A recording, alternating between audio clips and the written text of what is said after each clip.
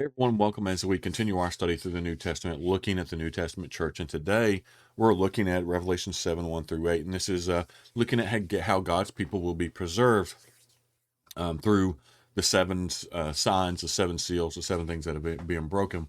And so we'll read through this and then look at the notes. So it starts in verse 1 of chapter 7. Then I saw four angels standing at the four corners of the earth, holding back the four winds so they did not blow on the earth or the sea or even on a tree.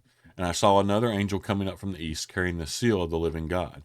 And he shouted to those four angels who had been given power to harm the land and the sea, wait, don't harm the land or the sea or the trees until we have placed the seal of God on the foreheads of his servants. And I heard how many were marked with the seal of God. 144,000 were sealed from all the tribes of Israel, from Judah 12,000, from Reuben 12,000, Gad 12,000, from Asher 12,000, Naphtali 12,000, Manasseh 12,000, Simeon 12,000, Levi 12,000, from Issachar 12,000, from Zebulun 12,000, Joseph 12,000, and from Benjamin 12,000. So now, again, this is a little bit of a shorter one, but we'll spend a few minutes in this one because there's a lot of different interpretations of this particular section of Revelation 7. And so there's three interludes that occur in chapters 6 through 16. And they define the place of God's holy people, and it provides perspective on the previous scenes. Each time there's an interlude, it does this. And so in this first interlude, before the seventh seal is broken, which we're going to look at in a couple days, two visions communicate how God protects his people and assures them of their calling and that they're going to be protected. And so the interlude's first vision shows how how God protects his faithful followers from ultimate harm.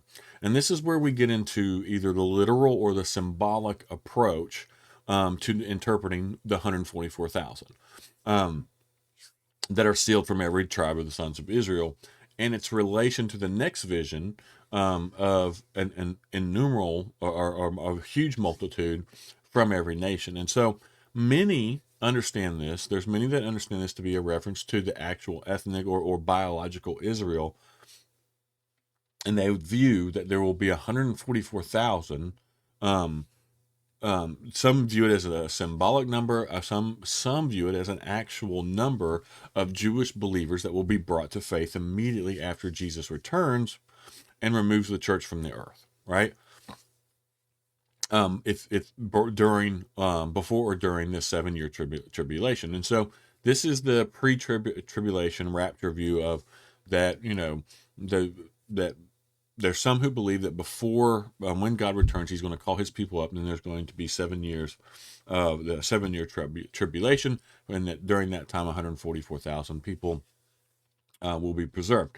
Now, and I don't lean that way. Now, I know some people do. And again, like I talked about before we started this study, this is not a matter of salvation type thing. This is not a matter of, if you believe a certain way, well, God's going to judge you upon it. It's okay.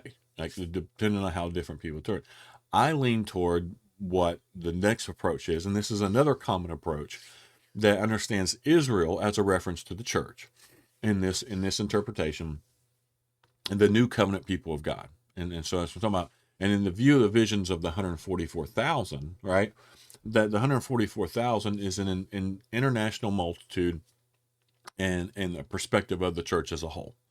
And so that it's going to be believers from every nation, including ethnic Israel. And so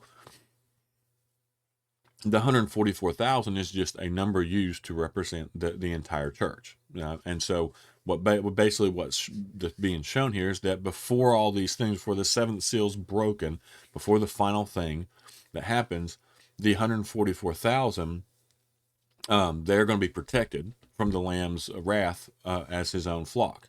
Now, they're going to be exposed to persecution by evil enemies, but in the end, they're going to be protected because of being the followers of Christ and who they are. And so the 144,000 reappear in chapter 14, verses 1 through 4, and their description there has a bearing on the interpretation here. And so we'll look at that when we get to it. But that's where I lean to is that before this seventh seal is broken, that Christ is going to make sure that his people are protected, that his people are taken care of. And so that's where I lean to. Now, like I said, there's other people who lean to that the 144,000 represent the actual biological Jewish people who are going to be converted during that time frame. Again, it doesn't matter in the end who's right about that. But again, this is where we're going to have to agree to disagree on certain aspects of this. And so to start this off, we see that God says, "Wait." God calls for a temporary halt by the four angels of destruction, right? And that we see that a angel is carrying the seal of the living God, and this implies God's membership, or in God's household. God owns and protects His people. In the ancient world, sealing or tattooing was a sign of ownership. So if He sealed His people, put His seal on His people, those are God's people; they belong to Him. And the angel carrying the seal identified God's people, answering the questions of who would survive God's wrath. Right? Who's gonna survive God's wrath? And further promising their protection. And so I think this is a continuation, or continual showing that, hey, yes, these things are going to happen, bad things are going to happen, but in the end, you're okay because you're my people. You're protected because you're my people. So, who are the 144,000, like we've already talked about?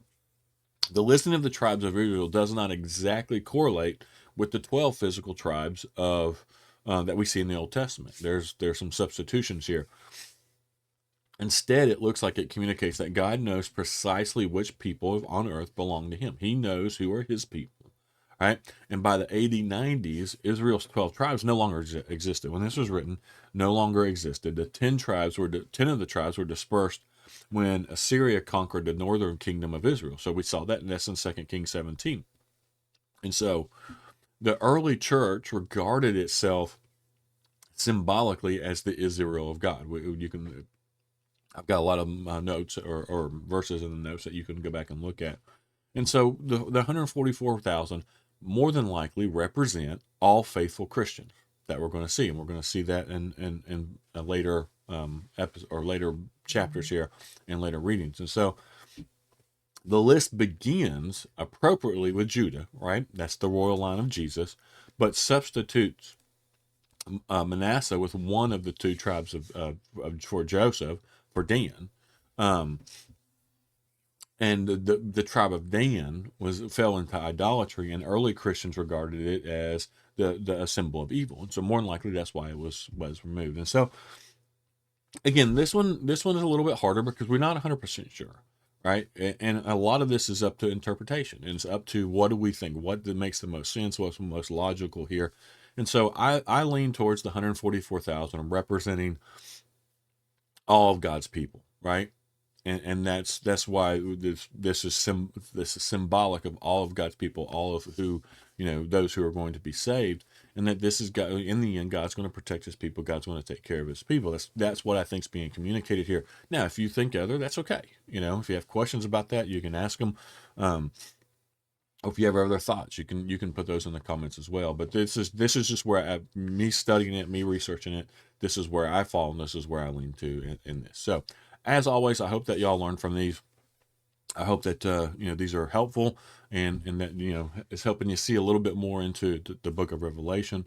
I encourage you to subscribe to our channel, so that way you get the notes and alerts whenever we publish our videos every day. And as always, I appreciate everyone who takes time to watch these, and I hope y'all have a wonderful day.